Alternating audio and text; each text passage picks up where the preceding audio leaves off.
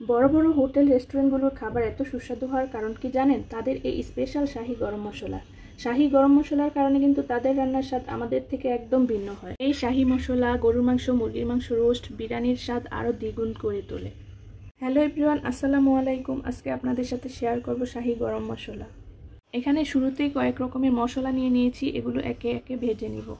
প্রথমে দিয়েছি দারচিনি, এরপর দিয়ে দিয়েছি কতগুলো এলাচ, এখন দিয়ে দিব জয়ত্রী, এরপর দিয়ে দিব জিরা, এরপর দিব শাহি জিরা, এখন দিয়ে দিব কতগুলো সাদা গোলমরিচ, এরপর দিয়ে দিব 4-5টা শুকনা মরিচ, একটা জয়ফল দিয়ে দিয়েছি। এরপর তেজপাতাগুলো ছোট ছোট করে কেটে চুলার হিট লো রেখে মশলাগুলো ভেজে নিব।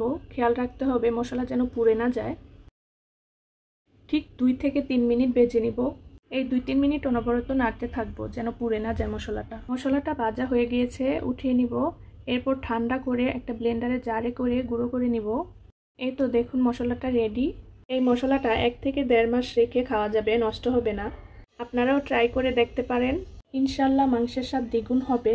আমার ভিডিও ভালো লাগলে লাইক, কমেন্ট, শেয়ার দিয়ে পাশে থাকবেন। আজকের মতো এখানেই শেষ করছি। আল্লাহ হাফেজ।